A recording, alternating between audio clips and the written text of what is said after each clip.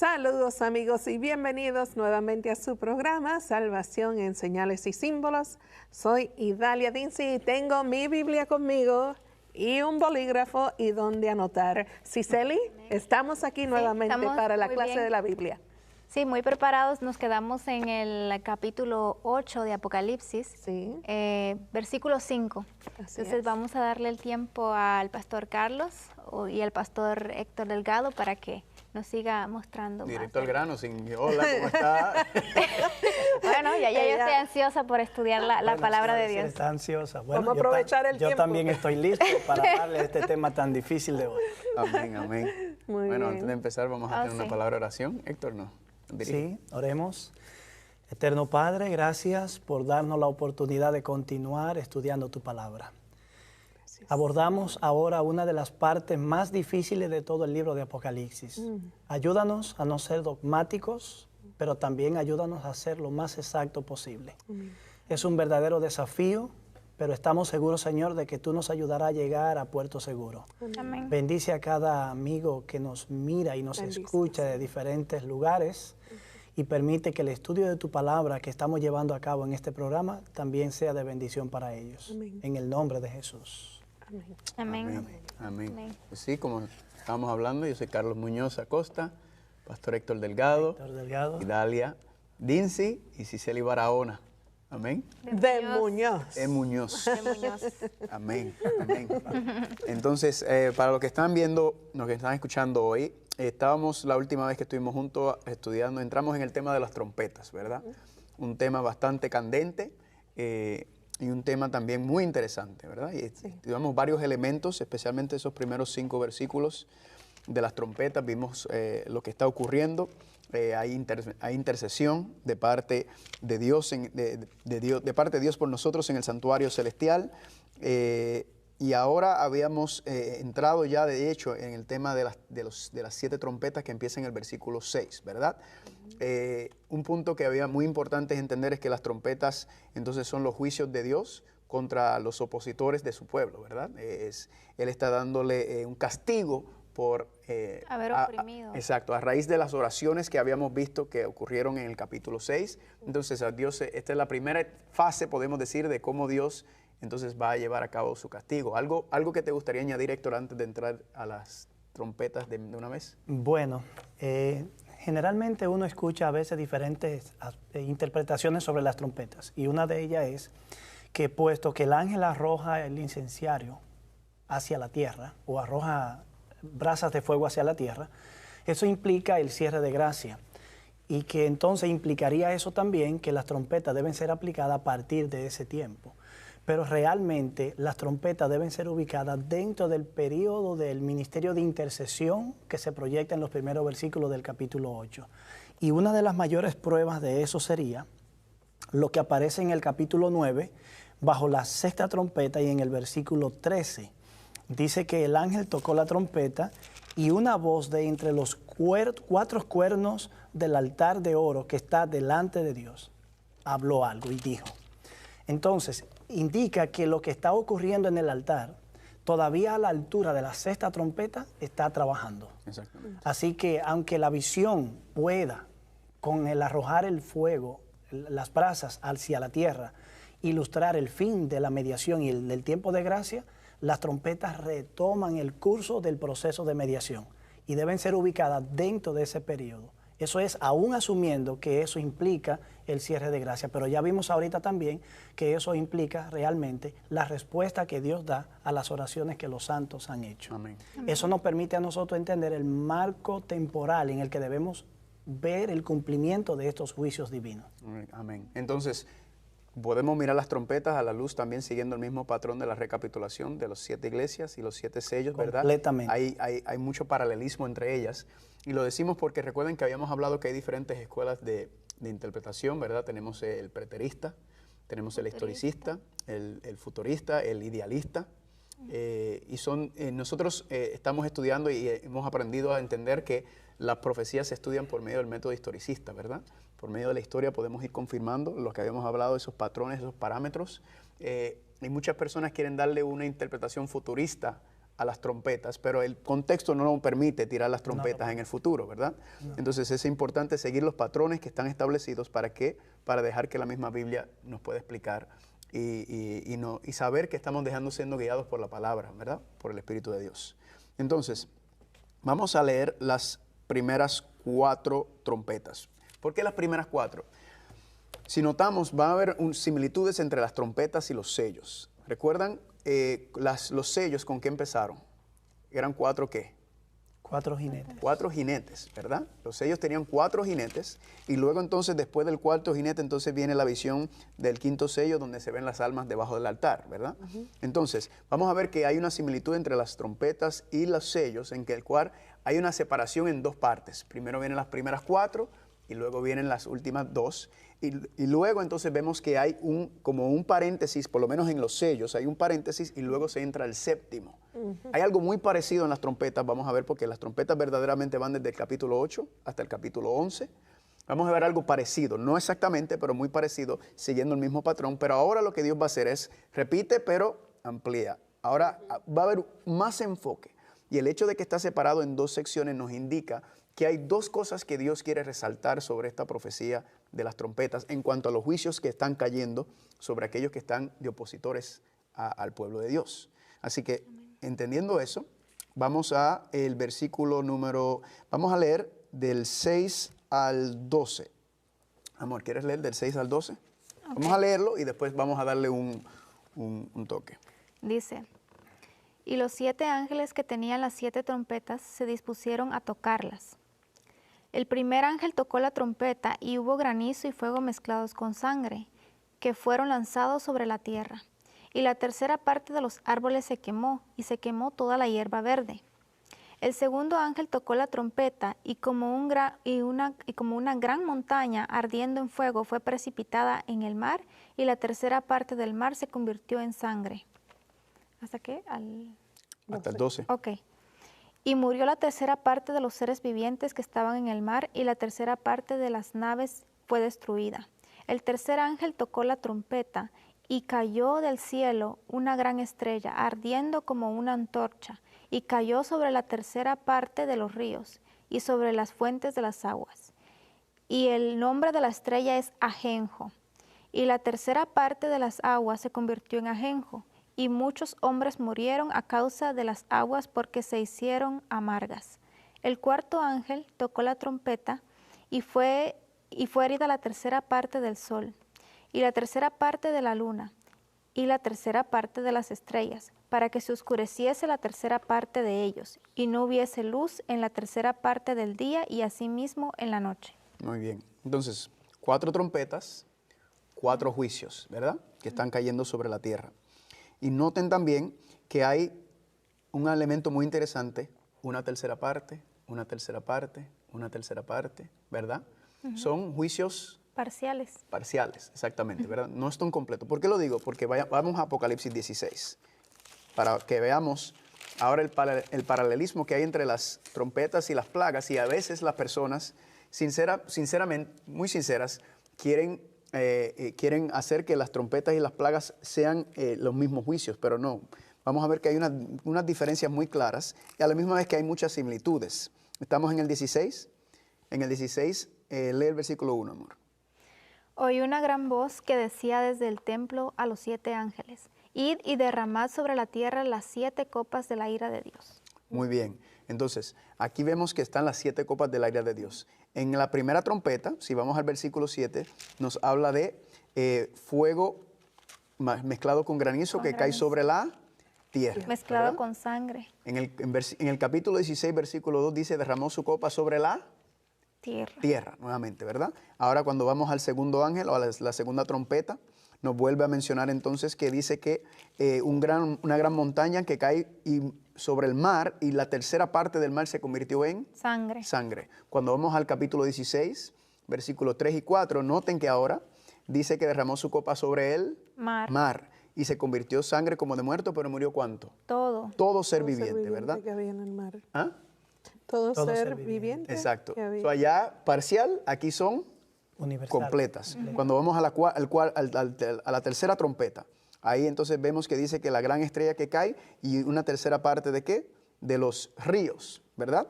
Nuevamente aquí también en el versículo 4, perdón, en la tercera trompeta, la tercera plaga de Apocalipsis 16:4, entonces derramó su copa sobre los ríos y se convirtieron todas en sangre, ¿verdad? Sangre. Y luego entonces vemos en la cuarta trompeta, dice que fue herida la tercera parte ¿de qué? La herida parte del sol, de la luna, las estrellas. Y cuando vamos entonces a Apocalipsis capítulo 16, versículo 8, el cuarto ángel derrama su copa ¿sobre qué? El sol. Sobre el sol, el cual fue dado a quemar a los hombres, ¿verdad? Esto nos ayuda a ver que hay ciertas similitudes. Estas plagas, estos juicios en las trompetas son parciales, pero ahí en el 16, vamos a ver cuando lleguemos al 16, son totales, completas. Las similitudes no debe llevarnos a creer que se refiere a los mismos eventos. Exactamente. De hecho, es bueno notar que se ha observado que el motivo de las plagas de Egipto es el trasfondo para las trompetas, pero también es el trasfondo para las plagas en el capítulo 16 de Apocalipsis. Sin embargo, todavía podemos ver algunas cosas más. Es interesante que tanto las trompetas como las plagas están estructuradas de una manera similar. Las primeras 5 trompetas tienen como trasfondo directo las plagas de Egipto. Eso demuestra que son juicios divinos contra un poder opresor. Pero al mismo tiempo es interesante que la sexta trompeta, como la sexta plaga, cambian de motivo, pasan de Egipto al motivo de Babilonia. Y en ambas plagas, en ambas trompetas, tanto en las trompetas sexta como en la plaga sexta, se menciona el Éufrates. Y entonces la número 7 termina con los poderes impíos del mundo en el tiempo del fin. Igualmente la séptima trompeta lo hace como lo hace la séptima plaga. De manera que la temática en las primeras 5 secciones, 5 trompetas y plagas, es el motivo de Egipto, el trasfondo de las plagas de Egipto. Pero la sexta y la séptima tiene como trasfondo el tema de Babilonia. Y eso nos ayuda a entender por qué, recuerda que estamos, repite y amplía. Dios está enfocando las trompetas y entendemos entonces que al igual que esos juicios fueron llevados contra Egipto y contra Babilonia, entonces nos indica que las trompetas están llevándose a cabo también en juicio contra 2 poderes opresores, ¿verdad? 2 poderes opresores que entonces tienen que tener alguna similitud tanto con Egipto como con Babilonia, ¿verdad? Claro, recuerden que cuando Juan está escribiendo, muchas veces, la confusión existe porque las personas quieren tomar eventos, lugares y personajes que pasaron literalmente en el Viejo Pacto, en las Escrituras hebreas, el Viejo Testamento. Y Juan toma esos versículos, esos eventos, esos personajes y esos lugares y le da una aplicación, pero le da una aplicación ¿cómo? ¿Literal? No, espiritual, simbólica. Simbólica, ¿verdad? Y allá pasaron de mirar al local, literalmente Egipto, literalmente Babilonia, literalmente el Éufrates, pero en Apocalipsis, ¿cómo ocurre entonces?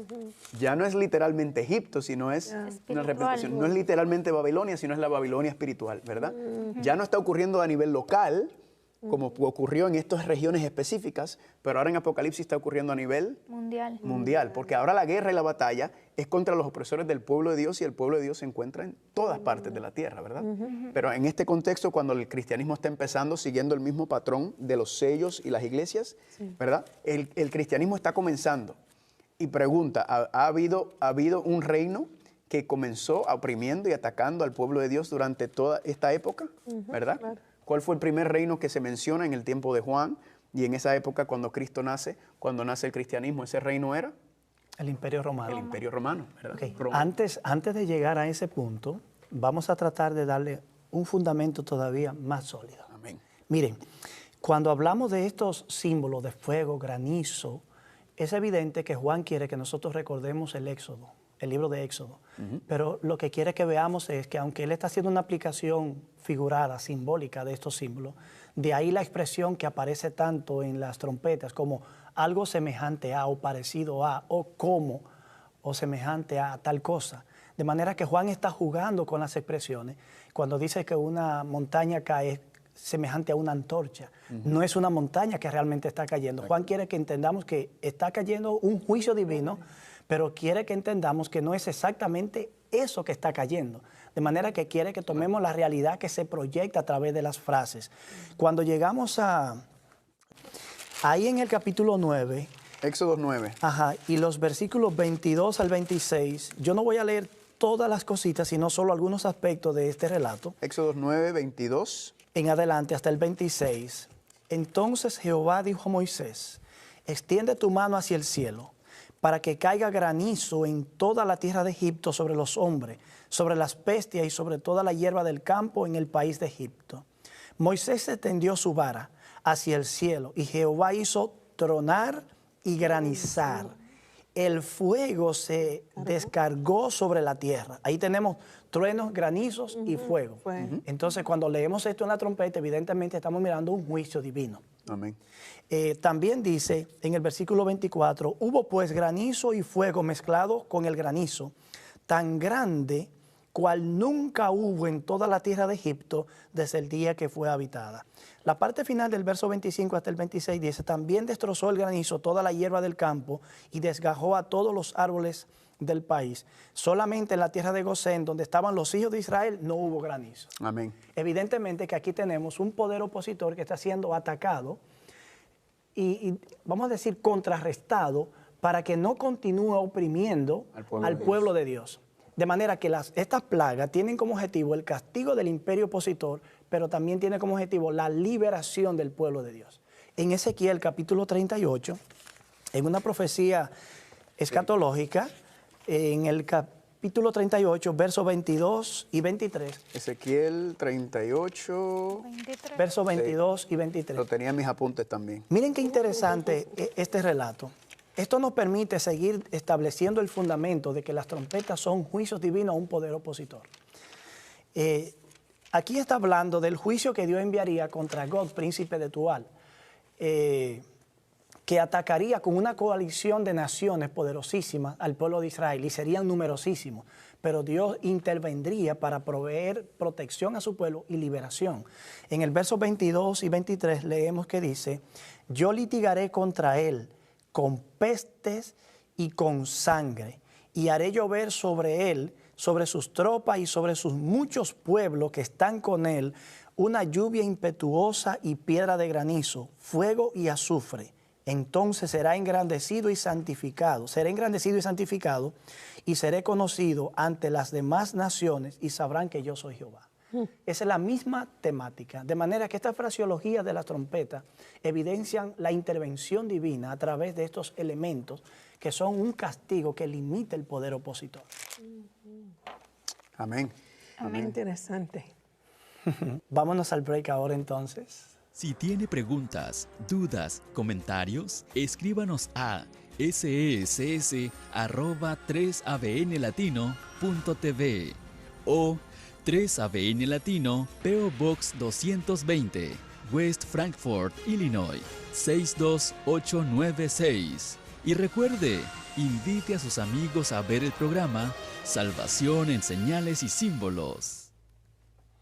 Bueno, amigos, continuamos con el estudio. Nos quedamos en que Ezequiel 38, versículos 22 al 23, que estábamos hablando acerca de del granizo y fuego.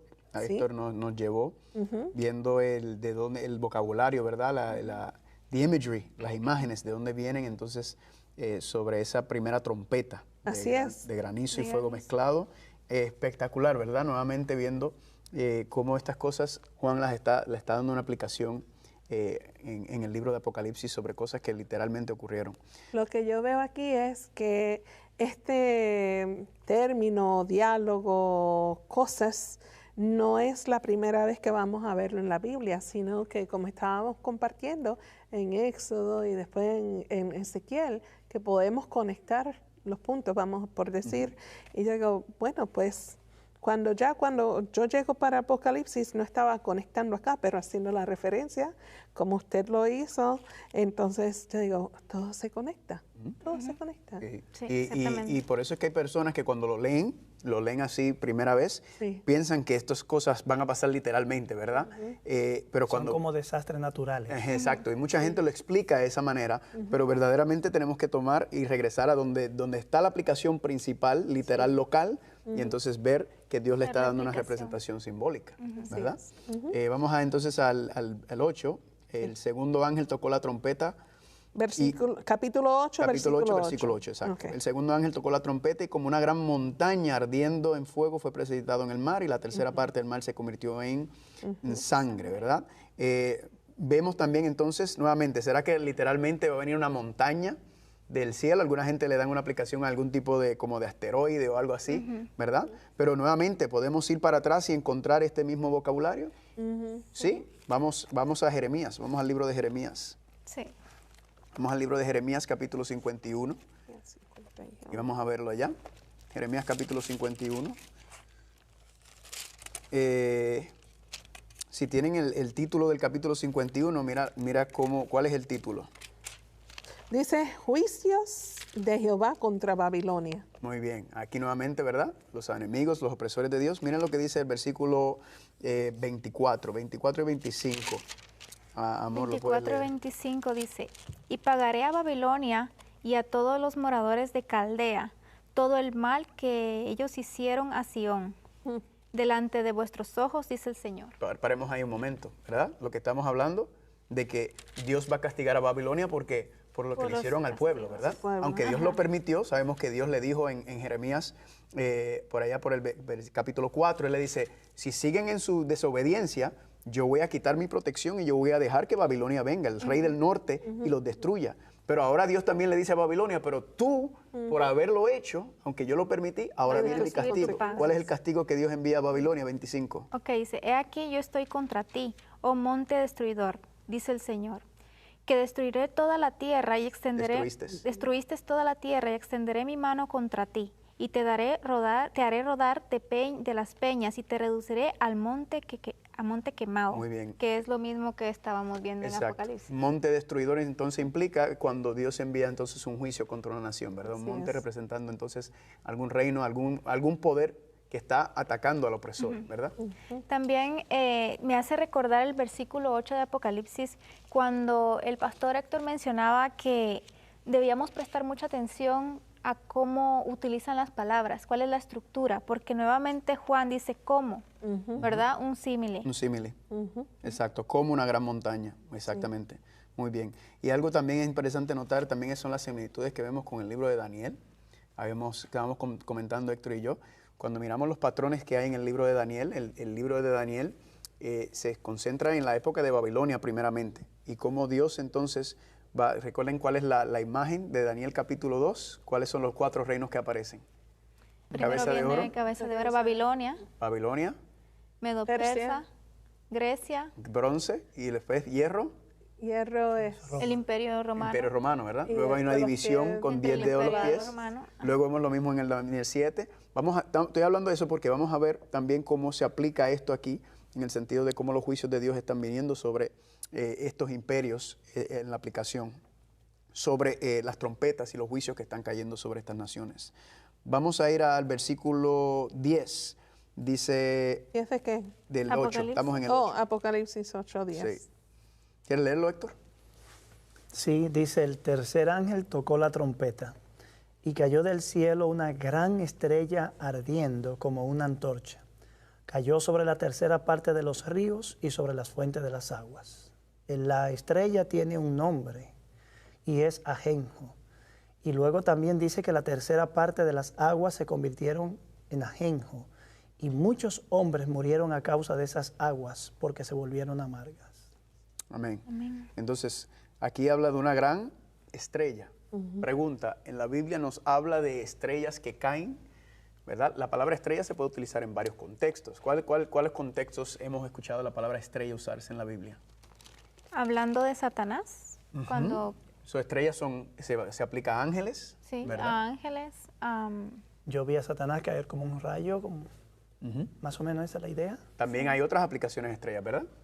Arrastra es la tercera parte de las estrellas y evidentemente se refiere a los ángeles. Exactamente. Pero tampoco se limita a los ángeles.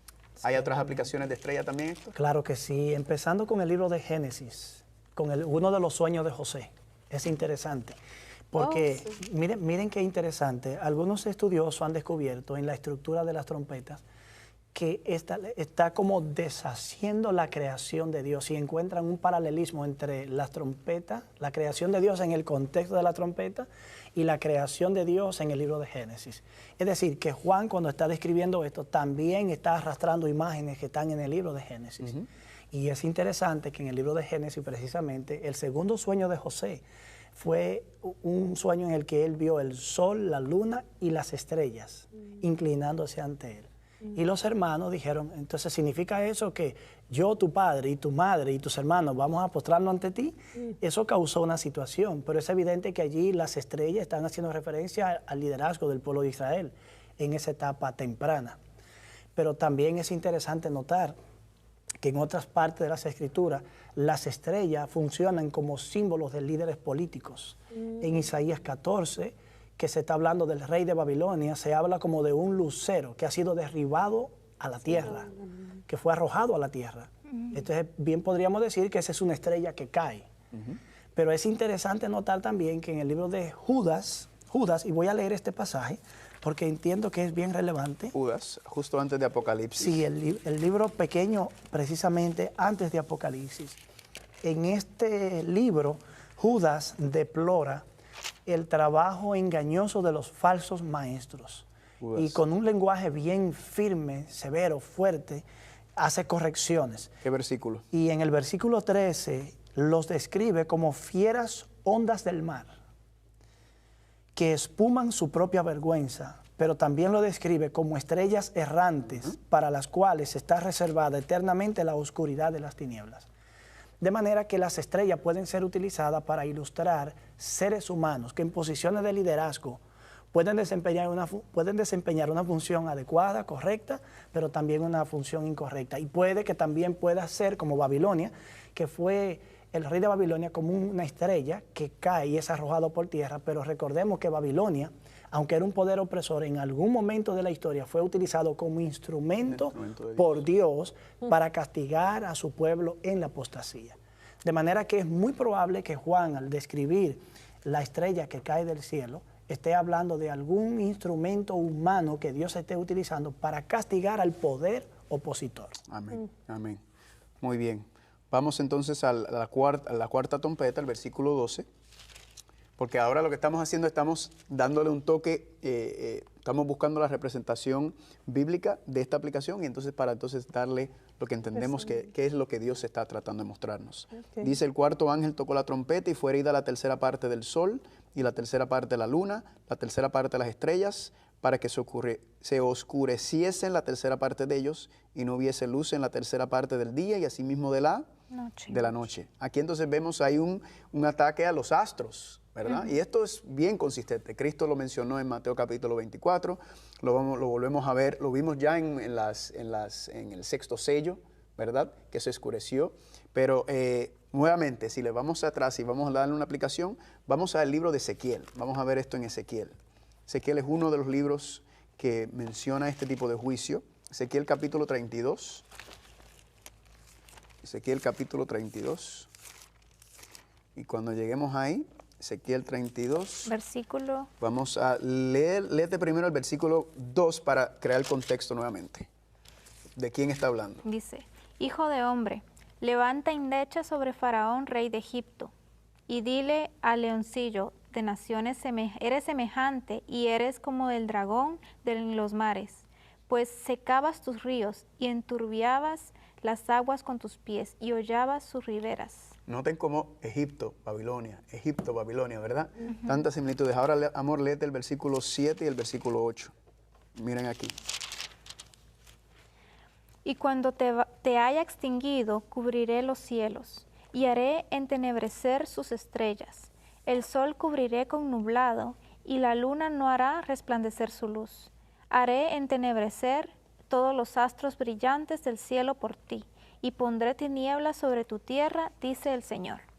Amén. Nuevamente juicio contra esta nación que también está oprimiendo el Señor. Entonces tenemos estas similitudes, no solamente en el sentido de estas aplicaciones, de estas guerras, de estos reinos que le estaban haciendo la vida imposible al pueblo de Dios, sino que ahora Dios le está haciendo la vida imposible a ellos, ¿verdad? Sí. Por haber llevado a cabo eso. Entonces, entendemos, ¿qué entendemos entonces? Tenemos estas 4 plagas, por medio de estas 4 trompetas que están cayendo sobre estos poder opresor, ¿verdad? Recuerden, está dividido en 2 partes. Primero las primeras 4 y luego las últimas 3. Entonces, cuando analizamos esto, son 4 juicios que Dios llevó a cabo sobre un poder opositor, un poder opresor, perdón, que se levanta durante el tiempo del pueblo de Dios. Recuerden la época cuando estamos hablando de las iglesias, de los sellos, ¿cuál es ese reino que está en pie? ¿Cuál es ese reino que está en poder? Roma. Roma, ¿verdad? Roma. Entonces, 4 juicios que caen sobre Roma. Héctor, 4 juicios que caen sobre Roma. ¿Cómo podemos ligar eso con la historia? Bien, cuando hablamos de juicio sobre Roma en este contexto, ya podemos recordar la profecía de Daniel. Amén. Porque Daniel precisamente cuando llega al 4º reino, le da una existencia permanente desde su surgimiento por diferentes periodos, etapas, hasta el fin mismo del tiempo, cuando es destruida bajo el juicio divino. De manera que en los días de Juan ya el 4º reino estaba posicionado en la escena profética e histórica, estaba viviendo. Hay datos históricos que muestran que en los primeros 300 años, los primeros 3 siglos del cristianismo, Roma llegó a matar más de 3 millones de creyentes en sus persecuciones, las persecuciones imperiales contra ellos. Pero estaba profetizado en Daniel que este reino se debilitaría, sería fragmentado. El poder que estaba unido integralmente en una sola estructura se fragmentaría en múltiples naciones. De manera que con los juicios de las trompetas, mirando nosotros la fraseología de juicio divino, de ataques a través de ejércitos, de poderes que atacan y caen sobre, en ese contexto de una fraseología tomada del Antiguo Testamento, nosotros estamos en terreno firme y es lo que creemos. Cuando entendemos que las primeras 4 trompetas se cumplen con el juicio divino que terminó desmembrando el poder del Imperio Romano y la unidad orgánica del imperio y fragmentando ese poder entre las naciones bárbaras. Amén. Y entonces estaríamos hablando de los grupos como los visigodos, ¿verdad? Los vándalos, los érulos, los hunos, ¿verdad? ¿Así se dice en inglés? En español, perdón. Hunos, Los sí. hunos, ¿verdad?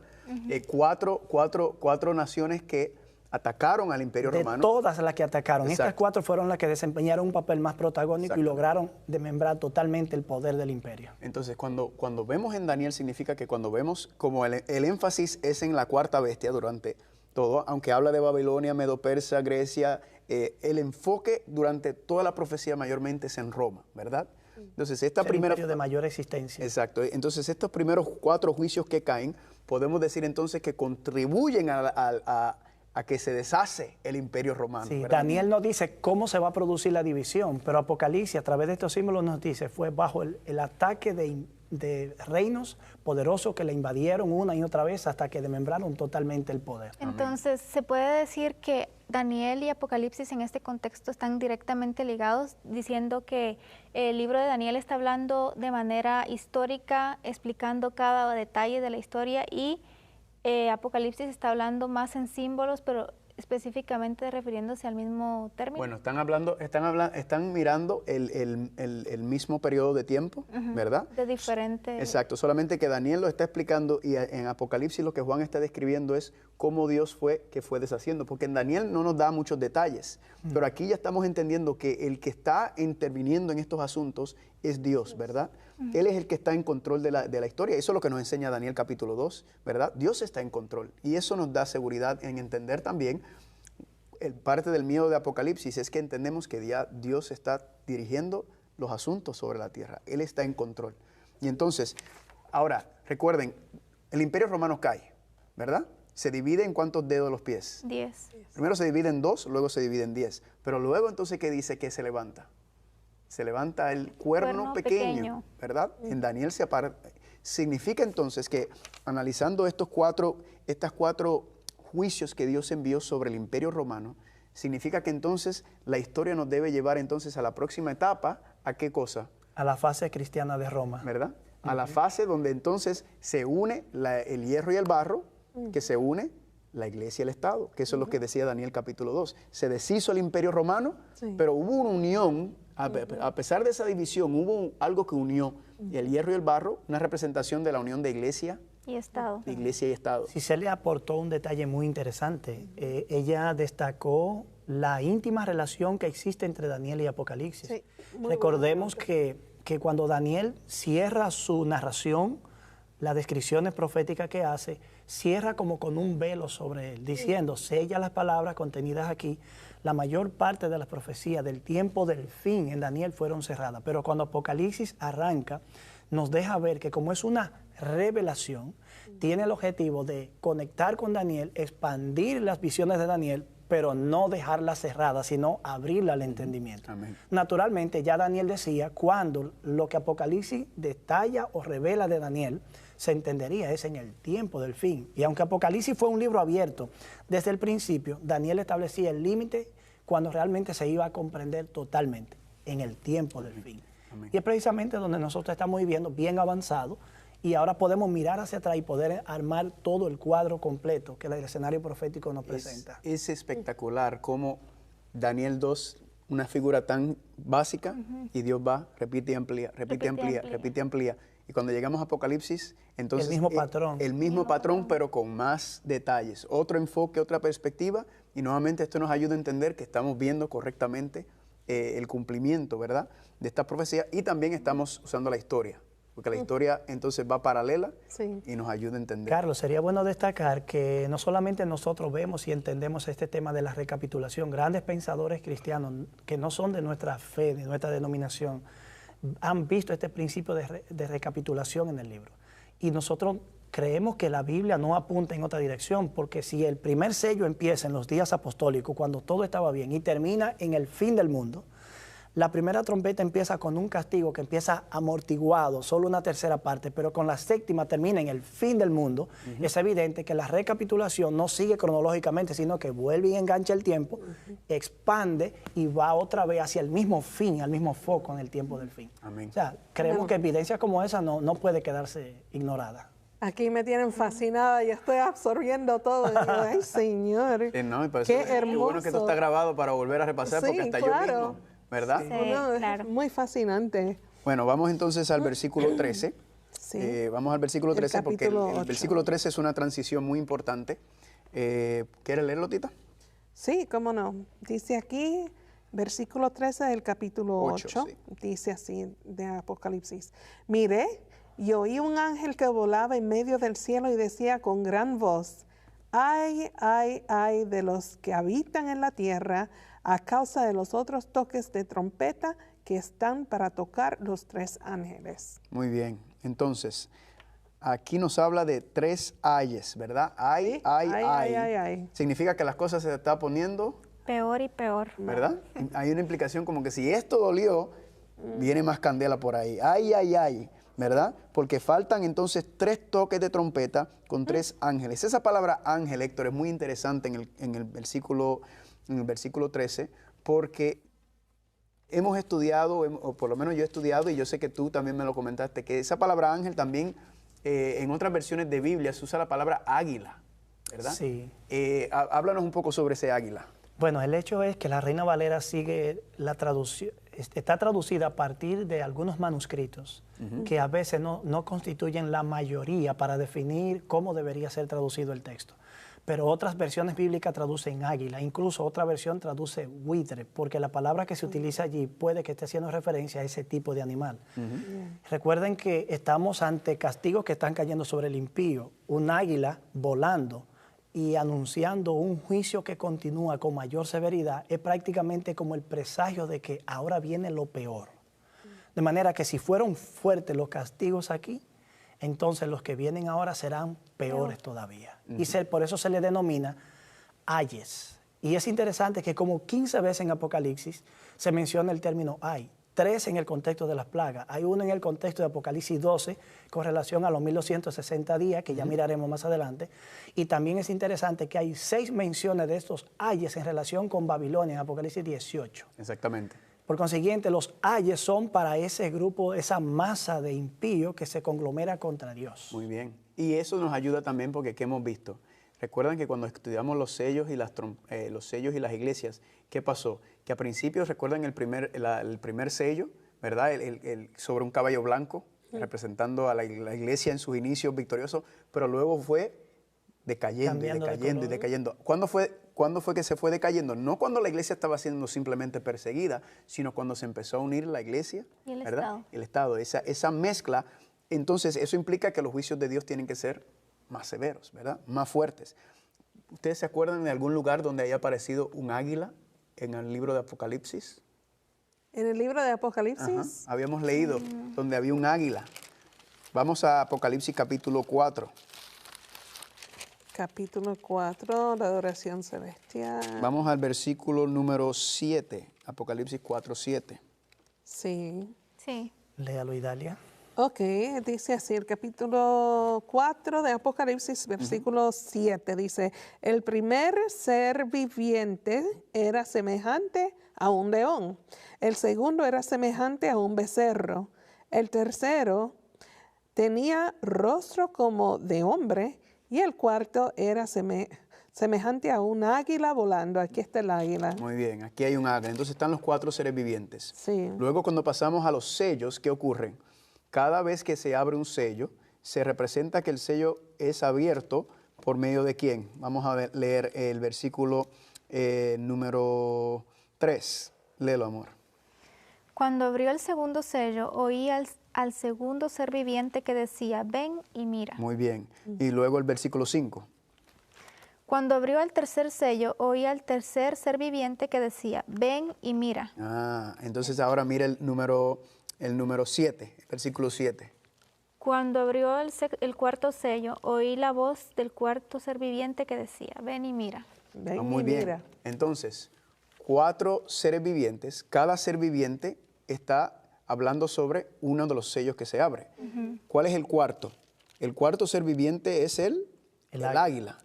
Y entonces, cuando aplicamos el cuarto ser viviente con el cuarto sello oí la voz del cuarto ser viviente que decía, ven y mira, y aquí el caballo amarillo, el que montaba y tenía por nombre Muerte y Hades, y seguía la potestad sobre la cuarta parte de la tierra para matar con espada, con mortandad, con fierras.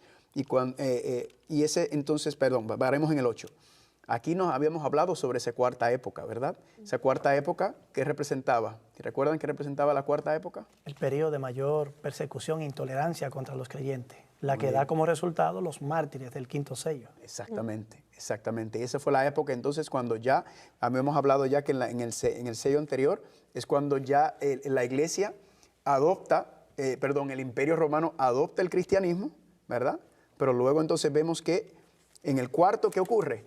El cristianismo entonces toma al imperio y entonces entra en este poder que habíamos estudiado, ¿verdad? Que habíamos hablado, en donde ahora la iglesia ha tomado el control de los poderes políticos. Y entonces entendemos que esa transición que está ocurriendo aquí en el 13 está siendo mencionada de que Roma imperial estaba atacando y persiguiendo y recibió su juicio.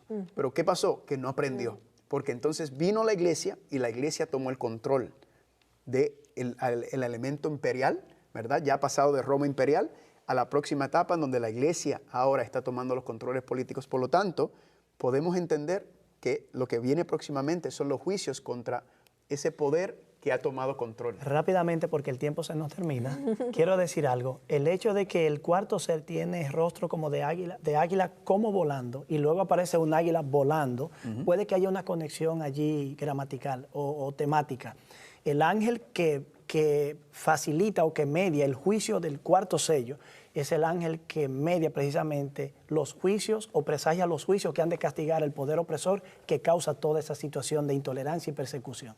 Amén. Con eso en mente, vamos a una breve pausa, porque sé que nuestros amigos quieren enviar sus comentarios y preguntas. Así que, amigos, simplemente estén pendientes, ya regresamos. Gracias por sintonizar y que esta información les ayude.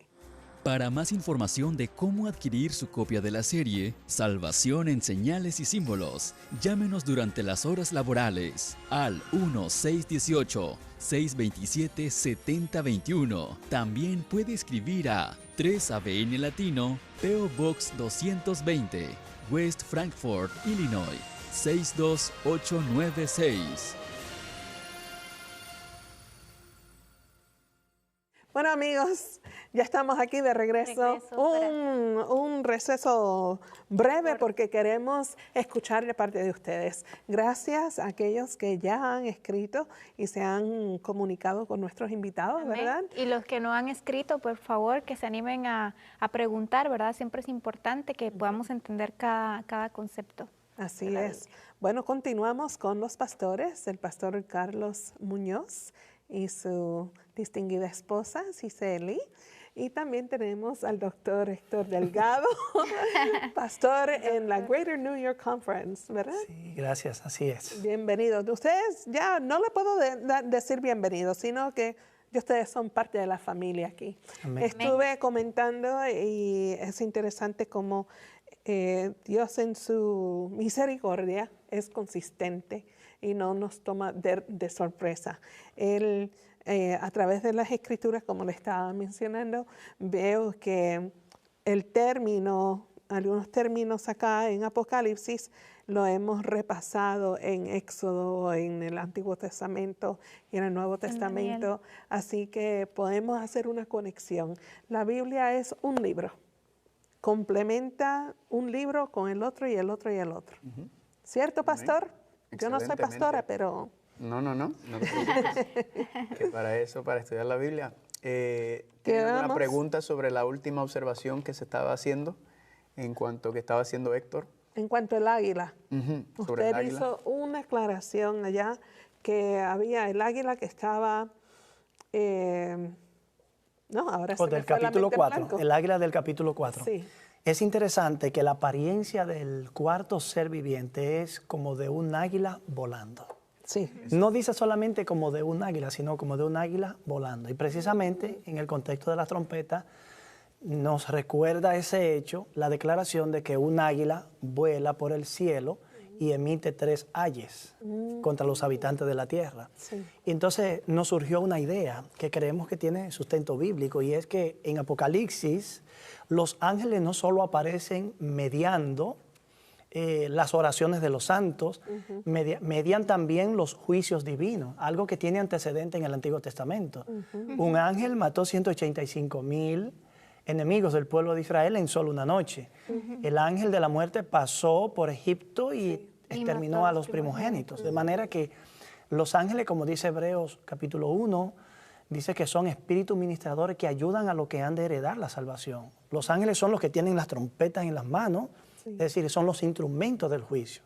Pero evidente, si podemos ver en esta águila volando una referencia al ser viviente, que ya mediaron también los primeros 4 sellos, entonces este ser también está mediando como inteligencia celestial superior a los demás ángeles que van a ejecutar el juicio divino. En este caso, un juicio parcial. Procura limitar el poder opositor que está tratando de destruir al pueblo de Dios. Exactamente. Y Dios también vemos cuando entremos en Apocalipsis 12, 13, vemos que Dios le pone una protección especial a su pueblo, ¿verdad? Como alas de águila, para cuidar y protegerlo de la opresión. Y no solamente de la opresión, porque no tanto es la persecución de imperios, sino el problema más grande que vamos a ver más adelante es cuando se infiltra, ¿verdad? Cuando se introduce la apostasía dentro de la iglesia. Sí. Y ese es cuando Dios más, entonces, cuida y protege a su pueblo. Celoso. De hecho, hay un... protege lo de él. Exactamente. Hay un punto, antes de entrar al capítulo 9, donde dice que están para sonar los 3 ángeles, ¿verdad? Al final del 13, dice, los otros toques de trompeta están para sonar los 3 ángeles. En Apocalipsis capítulo 14, vamos a ver más adelante, cuando habla, hay 3 ángeles también, ¿verdad? Que están por el... sobre tierra, dando un mensaje final, ¿verdad? Y es interesante porque ese mensaje final va contra Babilonia nuevamente, ¿verdad? Sí. Entonces estamos viendo la misma repetición, ¿verdad? Hay un problema con Babilonia, no con Babilonia literal, ¿verdad? Porque ya eso pasó, sino estamos viendo, ya estamos entrando en esfera donde hay una Babilonia espiritual, ¿verdad? Sí. El Apocalipsis de 17, la bestia, y Yo sé que la gente está con el hormigueo, quieren que, ya cuando van a hablar de la bestia. Todo lo que estamos haciendo es preparando la mesa para que cuando lleguemos a esos capítulos 12, 13, 14, el 17, entonces se va a ver con tanta claridad todo esto que se está viendo, porque ya hemos preparado la mesa. Sí, y estamos viendo en orden en cada capítulo, cada versículo, queremos compartirlo con ustedes, un así dice Jehová. Amén. Amén. Vamos entonces al capítulo 9, versículo 1. Vamos a leer. Vamos a leer. A leer. Lee, amor, el versículo 9:1. 1 y 2. Léete el 1 y Ok. 2. El quinto ángel tocó la trompeta y vi una estrella que cayó del cielo a la tierra y se le dio la llave del pozo del abismo. Y abrió el pozo del abismo y subió humo del pozo como humo de un gran horno. Y se oscureció el sol y el aire por el humo del pozo. Muy bien. Candela, entonces, una estrella que cayó del cielo, ya pasó, y se le da que una llave Una del llave. pozo del abismo. Y ese pozo cuando se abre, entonces sube humo del pozo como humo de un gran horno. Y se oscureció el sol y el aire por el humo del pozo. Ok. Dile. No, mi pregunta, no sé, yo creo que lo van a ampliar ahora, es ¿a qué se refiere con el abismo? Muy en bien. sí? El abismo en la Biblia aparece de muchas maneras diferentes. Por ejemplo, en Génesis capítulo 1, antes de Dios crear la tierra, dice que la tierra estaba vacía y desordenada, ¿verdad? Desolada es la palabra tohu, un abismo. El abismo también se menciona en Apocalipsis 20. El milenio dice que el enemigo, el dragón será atado, ¿por cuánto tiempo? 1000 años. Por 1000 años en el abismo. También vemos en otras partes que el abismo como que explica o habla sobre el dominio del enemigo, ¿verdad? Donde él está, donde él tiene dominio, se le llama el abismo. Es como su cárcel. jurisdicción. Y podemos entenderlo como aquellos que se permiten entrar dentro de esos poderes en donde el diablo tiene potestad, tiene control. ¿Alguna otra aplicación de abismo? Sí, de hecho, en Lucas, en el Evangelio, los demonios le rogaron a Jesús que no los enviara al abismo. Es decir, que no los recluyera en un lugar de donde ellos no pueden tener influencia sobre los seres humanos. De hecho, un demonio no tiene más poder que el que le facilita a un ser humano. Porque operan a través de. Sí. A través de. Entonces, el abismo también tiene connotaciones diversas, como ya Carlito señaló. En Romanos, el abismo es el lugar de donde Cristo sale. Es decir, en ese caso es la tumba. En Apocalipsis 11, el abismo es el lugar donde imperan la fuerza del mal, como señaló él, de donde surge la bestia que ataca a los 2 testigos, que estudiaremos más adelante. Parece ser que aquí el abismo, el pozo del abismo, es una referencia simbólica al ámbito donde el mal tiene, donde reina, donde vive. Y lo que salga de ahí, ya sea que tome forma humana o no, tiene su origen en el mal. En el mal. Oscuridad. Muy bien. Entonces ese ángel cae y abre el pozo del abismo, ¿verdad? Significa que si el abismo está representado por el lugar, el trono, el dominio del enemigo, si se abrió, significa que ¿qué? Que estaba cerrado. Estaba cerrado, estaba como llave. limitado, ¿verdad? Es interesante porque si recuerdan, Pablo menciona en 1 Tesalonicenses, ¿verdad? Que él dice que el poder del anticristo, él dice, está con nosotros, pero todavía no se ha suelto, todavía no se ha limitado. Vamos a verlo, 1 Tesalonicenses, si me acuerdo bien, me vino ahora mismo a la mente. 2 Tesalonicenses, perdón. 2 Tesalonicenses. Segunda Tesalonicenses, capítulo 2. capítulo 2. Aquí Pablo está hablando de la apostasía final, de la manifestación del hombre de pecado, Sí. lo que es el hombre de iniquidad, lo que vamos a ver más adelante, que es el anticristo, el cuerno pequeño, ¿verdad? Y todo esto es paralelismo. Si vemos, Tita, lee del versículo 7. El versículo 7 del capítulo 2 de Segunda de Tesalonicenses. Dice la palabra de Jehová así: ya está en acción el misterio de la iniquidad, solo que hay quien al presente lo detiene hasta que él a su vez sea quitado de en medio. Yo creo que debo de leer eso otra vez, espérame. Ya está en acción el misterio de la iniquidad, solo que hay quien al presente lo detiene hasta que él a su vez sea quitado de en medio. Muy bien. Entonces, esa fuerza ya estaba en poder durante el tiempo de Pablo. ¿Cuál es el imperio que estaba en poder durante el tiempo de Pablo? Roma. Imperio Romano, El ¿no? Imperio Romano, ¿verdad? Y él dice, ya el poder, como quien dice, ya las raíces de este poder anticristo, ya se están estableciendo las raíces, pero está detenido, ¿verdad? Sí. Pero ¿qué dice? Que en su debido momento se le va a quitar las riendas y ahí entonces se va a manifestar verdaderamente ese poder. Podemos entonces de alguna manera ligarlo con el pozo se abre y ahí entonces, como quien dice, ahora se desata este poder opresor, que ya no es un poder político exterior, sino que ahora ¿qué hace? Ahora entra a contaminar, a dañar. ¿Cómo tú lo ves, Héctor? De hecho, en la siguiente sección vamos a retomar el significado del ángel que cae y lo vamos a comparar con la tercera trompeta. Pero el asunto de la llave es importante porque sencillamente significa una delegación de autoridad. En Apocalipsis, en el capítulo 1 y el capítulo 3, si mal no me parece, Cristo aparece teniendo una llave. Las llaves. Las llaves. Y con esa descripción se demuestra que Cristo tiene una autoridad. Puede abrir y nadie puede cerrar. Si cierra, nadie puede abrir. De manera que es una autoridad que Él posee. Cuando a este ángel se le da, o a esta estrella que cae, se le da las llaves del pozo del abismo, se le está dando autoridad para ejercer una acción o una invasión o un ataque al poder opresor que usted acabó de mencionar. Porque Roma ahora ha cambiado de fase. Ya no es la parte imperial, sino la fase cristiana. Y con eso en mente, amigos, les queremos invitar a visitar la página de Facebook de ambos invitados, Carlitos Muñoz y también a Delgado, Héctor, o a De Libros también por Facebook. Pero si tienen algunas preguntas pueden comunicarse directamente con ellos, pueden llamar aquí y les damos los datos muy claros. Pero por ahora, amigos, creo que es un buen punto para, bueno, ya el tiempo se fue, ¿verdad? Sí. Así que el correo electrónico carlitomuñoz@gmail.com. Muy También bien. tenemos los recursos. Oh, sí, tenemos recursos para ustedes. Bueno, vamos a presentar, este es Daniel y Apocalipsis, entonces si ustedes gustan una copia, desde aquí en 3ABN se la vamos a enviar, cortesía de Amazing Facts. También tenemos el libro del pastor Héctor Delgado, esta es la versión de alumno, si también lo quieren adquirir pueden comunicarse con el programa. Amén. Así es. Bueno, amigas, el tiempo se va muy rápido, pero nos vemos en la próxima edición. Dios les bendiga. Amén.